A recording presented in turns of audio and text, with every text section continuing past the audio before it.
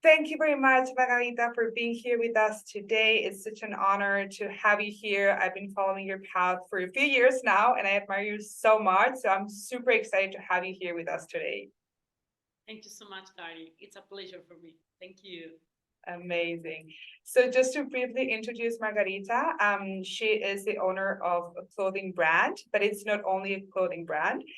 It's a wardrobe, it's a set table, fragrant garden, a house surrounded by greenery, and it is the well-being of being well, right? How powerful is that? We're gonna, dive into what it means later on, but I would like to start this interview by asking you, who is Margarita? Wow. So, good question. Well, I'm a fashion entrepreneur and I live in Tuscany where I've just founded my brand, Sartoria Toscana, an exciting new project that aims to share the lifestyle and the culture of my land, Val D'Orcia, with women all over the world. Hmm. And where is Val D'Orcia? For Val those who d'Orcia, don't know. yeah, Val d'Orcia is in the heart of Tuscany, Hmm. uh, between Siena and Florence, more or less. Yeah. Beautiful. I've been to both Siena and Florence. It's so beautiful. I still haven't been to Val d'Orcia, but it's definitely on my list. And I'm curious to know, why did you pick Val d'Orcia? Where did you? Why did you choose to start your studio there?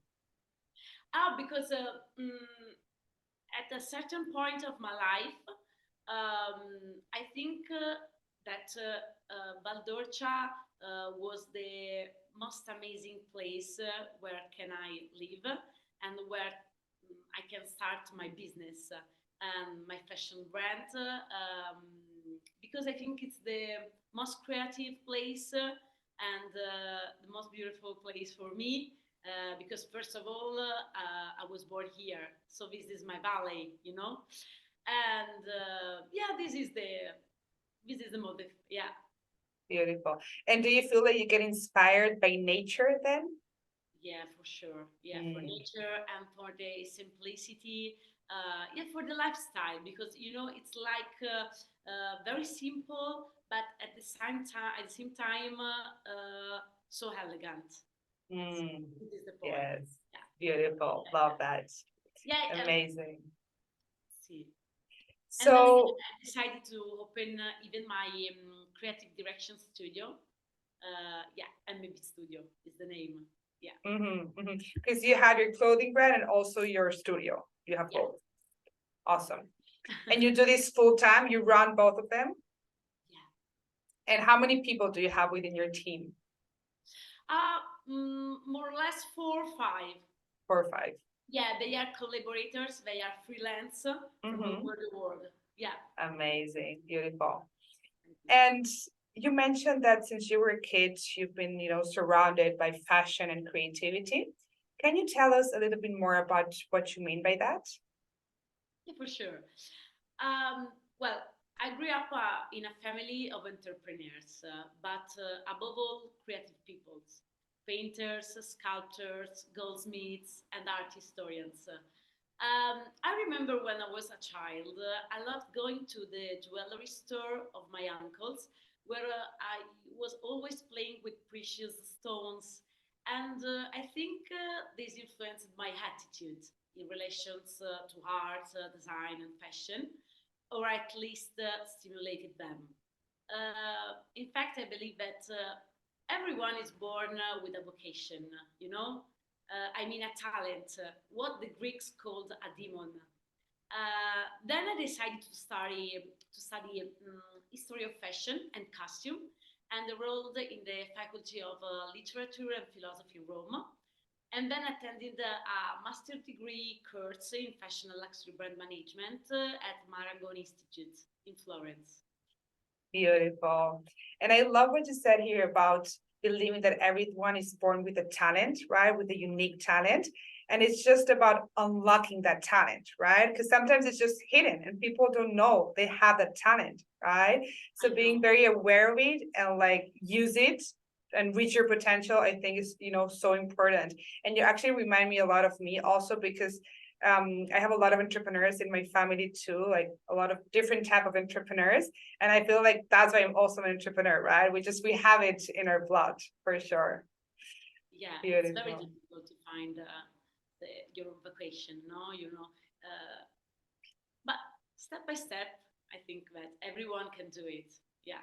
Exactly. It doesn't matter if you're like 25, 35, 55, right? As long as you find it, that's all that matters. It's just a matter of keep trying and never giving up.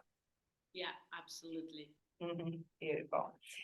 And throughout your life, you've worked in, different businesses in Milan and Rome. What made you start your own business? Okay, so what drove me to start my business was the desire to express my creativity. Sometimes overshadowed by big companies, Mm, So the mm, desire, yeah, of express my creativity, I think, yeah, mhm, the mhm. point, yeah. And why is it important to you to be able to express your creativity? What do you mean? Because you said that in these companies you weren't able to like be yourself and express your creativity. So why did you decide to take that leap of faith and allow yourself to be yourself and be more creative? Yeah, I think because big companies they have their guidelines, so you can't um, be so free, so Yes. creative. Mm. So yeah, Yeah, you cannot think outside of the box, right? There are like these parameters and that's it. There's a ceiling. yeah, yeah. Hmm. Hmm. This is the limit. Yeah. And one of your company values is that you believe in immortal beauty. What do you mean by that? Well, I grew up with the elegant and timeless beauty of the Tuscan masters of the Renaissance, and very proud women are a daily inspiration for me. So, I mean, the immortal beauty of their delicate and soft skins, sleek clothes, and proud look. Yeah, this is the Mm, immortal beauty for me. Yeah. beautiful. I love this definition. It's like so concise and so straight to the point. Beautiful. Thank you. And in what way does Sartoria Toscana's wardrobe embrace the female body? Um, we have created a timeless wardrobe of iconic and elegant pieces to be worn on different occasions and for women with different physicalities. Mm, So, Sartoria Toscana soft and feminine garments wrap the body with sensuality, but never mhm, vulgarity. Yeah, so we mm. we craft which kind of sizes? Yeah, without limits. I love that it's like so inclusive, because this is something that a lot of women that maybe are like plus size, they struggle with to find, elegant fashion. So I love that your brand is striving for that. Thank you. That's amazing. Thank you so much. And Sartoria Toscana grows an idea of a new humanism that puts people at the center and not just the product. Can you tell us a little bit more about that? For sure. Uh, People before things. This is my motto. Because I believe that today is essential to act with humanity, which is why I give much more importance to employee, craftsmen, and customers than to the business. First comes the relationship with these people, and then comes the product for me. Mhm. And why is it important to you to have a good relationship and build that relationship first? With respect, you know? Mm-hmm. Yeah, Mm-hmm. this is, Respect. yeah, That's for the sure. main thing. Amazing. And what would you say has been your biggest challenge when starting your own business? Just one? Challenges in general, yeah. I'm sure Yeah, there are many. yeah. I think the biggest challenge was definitely the emotional one. I mean, managing stress, emotions, expectations. This is really the greatest challenge with yourself, you know? Yeah, Mhm. the Mhm. biggest one. Mm. And how did you manage to manage stress and your emotions. Which things did you do that helped you cope with that? Okay, meditation, and at the same time, the research, the continuous research for balance.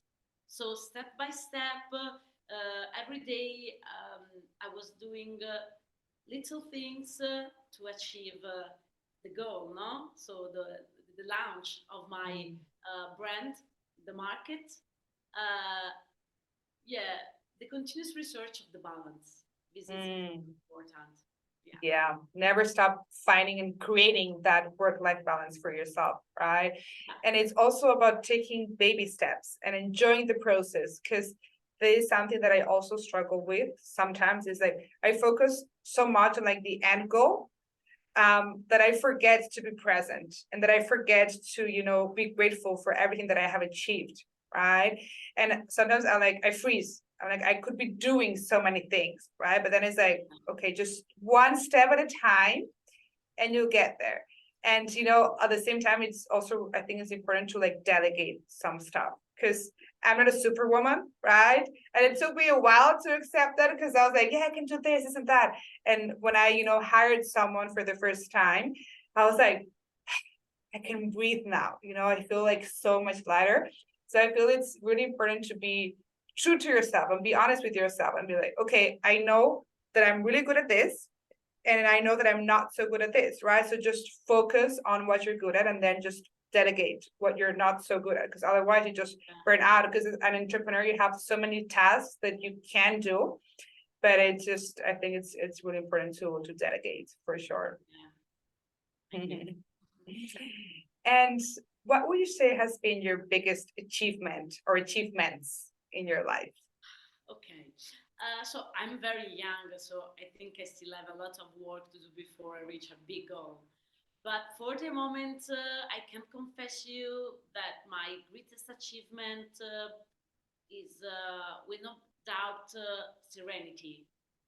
Yeah, this makes me very proud of myself, and allows me to live with balance, and do things with balance. So just as I did with Sartoria Toscana. Yes, I think serenity.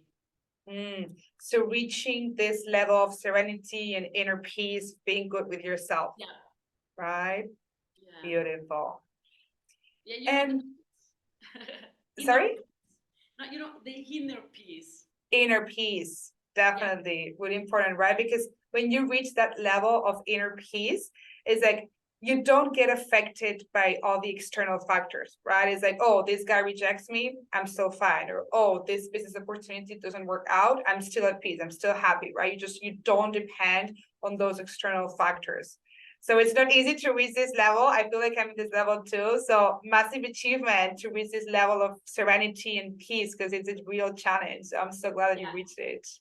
If you don't have serenity, you can't do nothing. So Yeah, I think it's very 100%. important before to start a business, or something else. Yeah. Yeah, for sure. And what advice would you give to other, female entrepreneurs that are getting started with their own businesses? Ah, this is a responsibility, you know.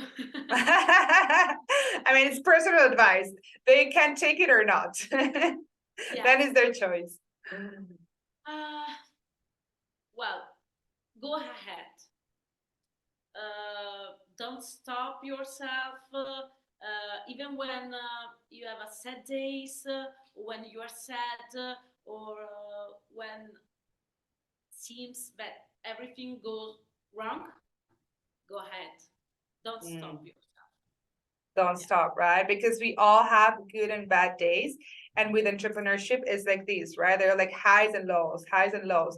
But on those days where you're feeling more sad, it's when you need to put more into practice all the, self-care practices, like meditating more, working out more, and just being gentle with yourself, right? Instead of judging yourself and being like, "Oh, why am I feeling like this? Or why am I feeling sad or whatever?" It's just a matter of accepting it.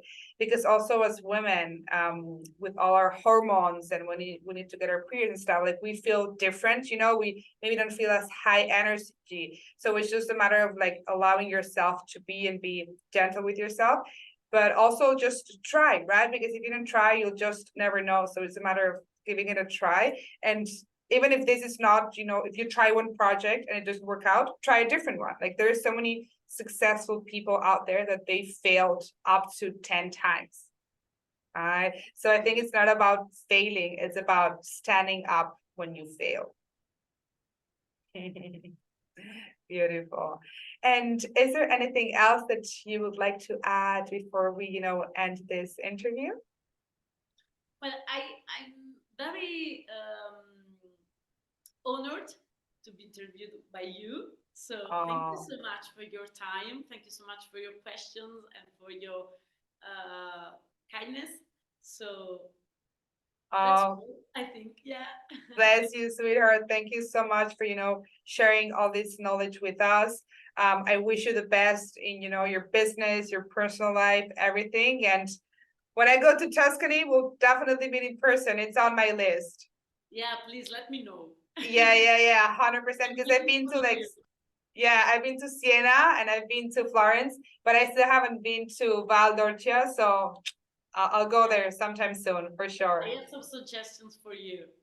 Love that, love that. You're gonna be my guide when I go there. Thank you so much, Amazing. darling. Thanks, Amore. Thanks.